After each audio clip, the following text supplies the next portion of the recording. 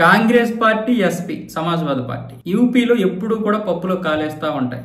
ముందుగానే తొందరపడిపోయి ఏదో రాజకీయం చేద్దాం అనుకుంటారు. సొంత కార్యకర్తలు, సొంత నేతల చేతే తిట్లు తింటా ఉంటారు. మళ్ళీ ఇప్పుడు కాంగ్రెస్ కి, ఎస్పీకి రెండింటికి కూడా ఊహించిన షాక్ తగిలింది సొంత ప్రజల చేత. ఇప్పుడు వారణాసిలోనేమొచ్చేసి రోడ్డు విస్తరణలో భాగంగా అధికారులు ఏమొచ్చేసి అక్కడ కొన్ని ఏవైతే అడ్డుగా ఉన్నాయో వాటందరికీ కూడా నష్టపరిహారం ఇచ్చేసి, నష్టపరిహారం ఇవ్వాల్సిన దానికంటే ఎక్కువే ఇచ్చారంట. ఇచ్చేసి ఇప్పుడు వాటిని కూలుస్తున్నారు. అయితే అందులో 1980లో మనకి హాకీ జట్లు స్వర్ణ పథకం తెచ్చారు కదా, ఆ జట్లో ఒక సభ్యుడిగా ఉన్నటువంటి మహమ్మద్ షాహిద్ గారి ఇల్లు కూడా అక్కడ ఉంది.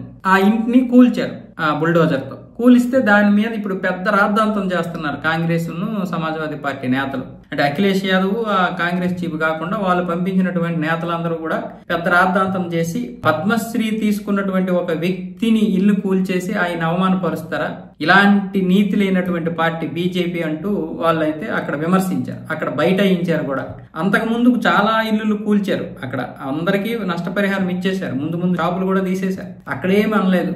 ఇక్కడ దీన్ని రాజకీయం చేశారు. దాంతో మహమ్మద్ షాహిద్ భార్య పర్వీన్ గారు వచ్చి మాకు నష్టపరిహారం ఇచ్చారు, మాకు కూల్చడంలో ఎటువంటి అభ్యంతరము లేదు, మేము నష్టపరిహారం కూడా తీసుకున్నాం, వాళ్ళు ఎక్కడి వరకు కూల్చుతామన్నారో అక్కడ వరకే కూల్చారు, చెప్పిన మాట ప్రకారమే చేశారు, రోడ్డు విస్తరణలో భాగంగా చేశారు, ఇప్పుడు పెరుగుతున్నటువంటి జనాభాకి ఇది కరెక్ట్ అయిన పద్ధతి అని చెప్పేసరికి అక్కడ ఉన్నటువంటి కాంగ్రెస్ నాయకులు, ఎస్పీ నాయకులు అందరూ కూడా పారిపోయారు.